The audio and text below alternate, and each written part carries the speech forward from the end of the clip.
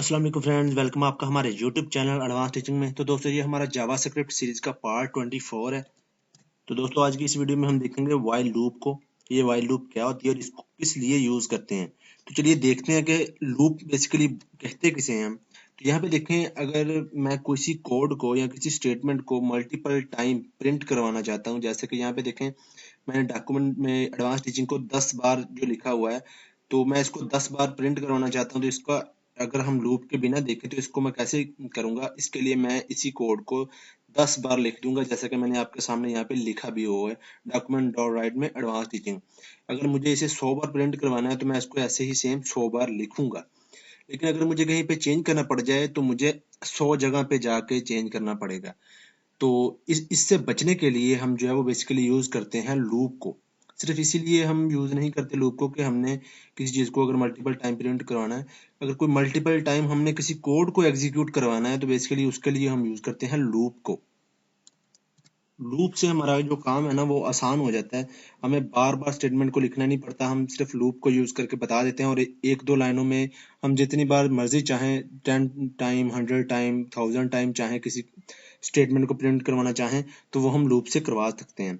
तो चलिए देखते हैं हमारे पास जावास्क्रिप्ट में कितनी तरह की जो है वो लूप्स होती हैं। तो यहाँ पे देखिए टोटल हमारे पास 5 तरह की जो है वो लूप होती हैं। While loop, do while loop, for loop, for in loop, for each loop.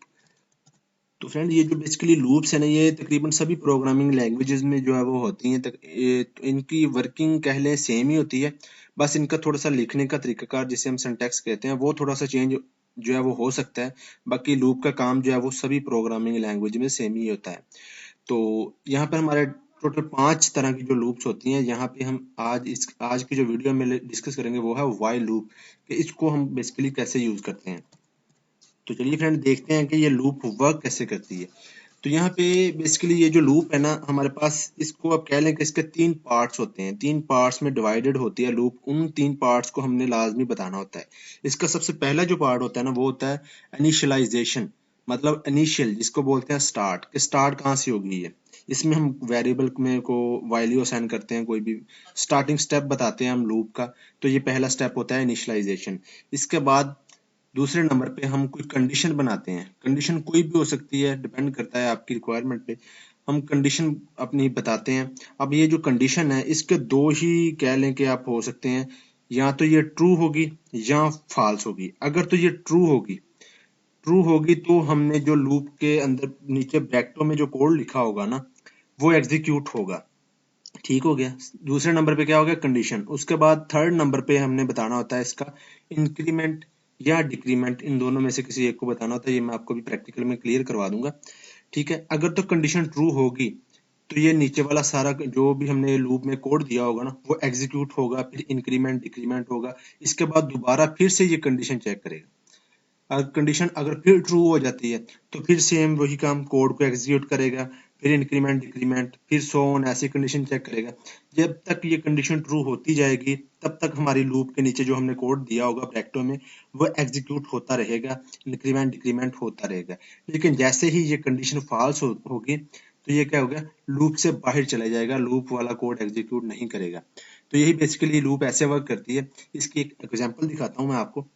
यहाँ पे देखा, सबसे पहले मैंने एक वेरिएबल लिया ए और इसमें मैंने एक जो है वो असाइन कर दिया, उसको वेरिएबल में स्टोर करवा लिया। तो ये पहला स्टेप हो गया जो कि है इनिशियलाइजेशन। ठीक है, पहला स्टेप हमारा कंप्लीट हो गया।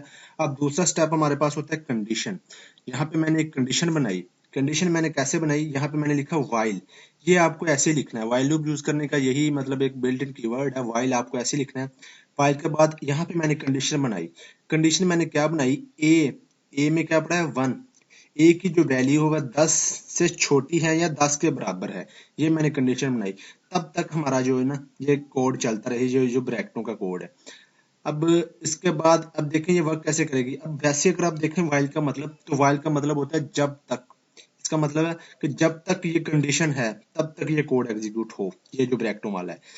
अब देखें सबसे पहले आएगा यहाँ पे ए की वैल्यू चेक करेगा। ए में पड़ा है 1, 1 10 से छोटा है, हाँ जी छोटा है। तो ये कंडीशन क्या होगी, ट्रू। तो यहाँ पे इन ब्रैकेटों में आ जाएगा और डॉक्यूमेंट में ये प्रिंट करवा देगा एडवांस टीचिंग। एक बार इसने प्रिंट करवा दिया। अब थर्ड स्टेप मैंने आपको बताया था इंक्रीमेंट और डिक्रीमेंट, तो यहाँ पे मैंने एक इंक्रीमेंट कर दिया। अब इंक्रीमेंट का क्या मतलब है, यहाँ पे देखें ए में क्या पड़ा था 1, यहाँ पे a प्लस 1 एक का मैंने इंक्रीमेंट किया है, तो एक में एक पहले पड़ा हुआ है, एक प्लस एक कितना हो गया 2, और 2 को मैंने दोबारा से इसी वेरिएबल में ओवरराइट कर दिया।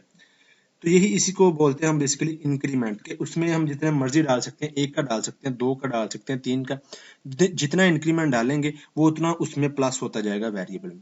ठीक है जी। उसके बाद सेम ये दोबारा से कंडीशन पे आ जाएगा यहीं पे। अब यहाँ पे पहले 1 को चेक किया, ठीक था, कंडीशन प्रिंट कर दिया, 1 प्लस 1 2 हो गया, 2 दोबारा ए को दे दिया। अब फिर वाइल पे चला जाएगा, यहाँ पे अब ए में 1 नहीं है, अब 2 है, 2 को चेक करेगा, 2 10 से छोटा है, हाँ जी छोटा है, फिर इन ब्रैकेटों में आ जाएगा, फिर यही लाइन को प्रिंट करेगा, फिर ए में एक इंक्रीमेंट करेगा।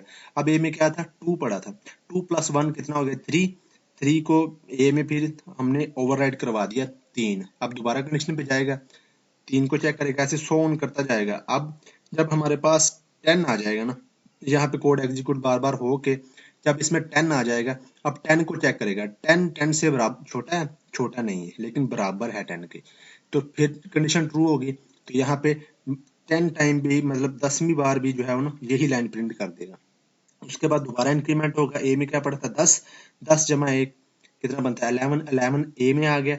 अब फिर कंडीशन चेक करेगा, अब ए में 11 है, 11 10 से छोटा है, बराबर भी नहीं है, तो कंडीशन क्या होगी फॉल्स। अब ये कोड एग्जीक्यूट नहीं होगा, ये यहाँ से बाहर चला जाएगा। तो ये बेसिकली लूप है ना, ऐसे वर्क करती है, जब तक ये कंडीशन ट्रू हो तब तक ये कोड एग्जीक्यूट होता रहे। चलिए मैं आपको इसका प्रैक्टिकल करके दिखाता हूँ। तो यहाँ पे फ्रेंड मैं VS कोड में आ चुका हूँ, यहाँ पे मैंने एक न्यू डॉक्यूमेंट क्रिएट किया है। तो चलिए यहाँ पे मैं सबसे पहला स्टेप करता हूँ, यहाँ पे मैंने कहा वेरिएबल एक लिया a, इसमें मैंने क्या कर दिया 1 असाइन कर दिया। ये क्या था हमारी लूप का पहला पार्ट है, इनिशियलाइजेशन, हमने स्टार्ट बता दिया कि यहाँ से स्टार्ट होगा।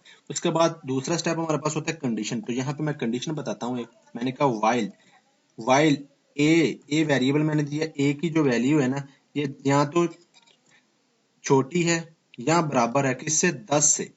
आप यहाँ पे कोई भी पास कर सकते हैं, 10 20 100 50 जितनी बार भी आप कोई कोड एग्जीक्यूट करवाना चाहते हैं। उसके बाद यहाँ पे ब्रैकेटें लगानी। अब अगर कंडीशन ट्रू होगी तो ये ब्रैकेटों वाला कोड एग्जीक्यूट होगा। अब ब्रैकेटों वाले कोड में मैं यहाँ पे डॉक्यूमेंट में ही कुछ प्रिंट करवा देता हूँ, जैसे कि मैंने कहा डॉट राइट, यहाँ पे मैंने क्या कर दिया एडवांस टीचिंग को मैं प्रिंट करवा देता हूँ। मैंने क्या किया एडवांस टीचिंग, और साथ में मैं BR का टैग भी प्रिंट करवा देता हूँ ताकि न्यू लाइन पे ये आता रहे। ठीक है, दूसरा स्टेप मुकम्मल हो गया कंडीशन। अब थर्ड हमारे पास क्या था इंक्रीमेंट या डिक्रीमेंट। अभी मैं आपको एक इंक्रीमेंट करके दिखाता हूँ इस ए वेरिएबल में। ए में मैंने कहा ए इज इक्वल टू, इसको असाइन कर दो a प्लस 1, कि एक का इंक्रीमेंट होता जाए। जैसे कि एक आया पहले, एक में इंक्रीमेंट होकर 2 हो गया, फिर 2 में एक का इंक्रीमेंट होगा 3 4 5 ऐसे सो ऑन। सेव करके अभी मैं अगर इसको रिफ्रेश करता हूँ, यहाँ पे देखें तो यहाँ पे देखिए इसने 10 बार जो है ना एडवांस टीचिंग को प्रिंट कर दिया। अभी मैं आपको दिखाता हूँ कि ये लूप की वैल्यू कैसे चेंज हो रही है, ये ए की वैल्यू में क्या आ रहा है ना, ये भी मैं आपको साथ में प्रिंट करके दिखाता हूँ। तो यहाँ पे मैं क्या करता हूँ, यहाँ पे मैं लिखता हूँ ए वेरिएबल में जो भी आ रहा है वो प्रिंट करते जाओ, साथ में कनकैटिनेशन का साइन, ये इसको कनकैटिनेट कर दो, यहाँ पे स्पेस डाल के यहाँ पे मैं क्या करता हूँ ये हाइफन लगा देता हूँ। सेव करके अभी आपको रिफ्रेश करके दिखाता हूँ। तो यहाँ पे देखें ए की वैल्यू भी प्रिंट कर दी है। अब देखें ए में पहले बार 1 आया तो यहाँ पे 1 टाइम एक बार प्रिंट कर दिया, दूसरी बार यहाँ पे इंक्रीमेंट हुआ ए में, ए प्लस ए में क्या पड़ा था एक, एक जमा एक 2 हुआ, तो 2 को चेक किया तो 2 भी छोटा है, कंडीशन ट्रू होगी, तो यहाँ पे देखें दूसरी बार भी उसने प्रिंट कर दिया। अब देखें 10 टाइम इसने प्रिंट कर दिया। तो ये बेसिकली लूप जो है ना ऐसे वर्क करती है। अब यहाँ पे मैं आपको डिक्रीमेंट दिखाता हूँ। यहाँ पे देखिए डिक्रीमेंट मतलब होता है उल्टा, जैसे कि उल्टा माइनस में करना। अब देखो मैं 10 से 1 की तरफ आता हूँ, यहाँ पे मैंने 10 कर दिया है में, यहाँ से अब चेंज हो जाएगा, यहाँ पे मैं 1 कर देता हूँ, हम 10 से 1 की तरफ जाएंगे, यहाँ पे कंडीशन भी चेंज हो जाएगी। ठीक है, यहाँ पे मैं माइनस में कर देता हूँ, यहाँ पे मैंने माइनस कर दिया। अब ए में 10 है, 10 में अब 1 की कमी होगी तो 9 9 ऐसे सो ऑन। यहाँ पे कंडीशन में होगा कि इसमें जो पड़ा है ये 1 से बड़ा है या 1 से बराबर है, उल्टी होगी कंडीशन। अभी मैं आपको रिफ्रेश करके दिखाता हूँ। तो यहाँ पे एक पहले 10 आया, फिर 9 8 7 ऐसे 1 की तरफ जो है वो चला गया है।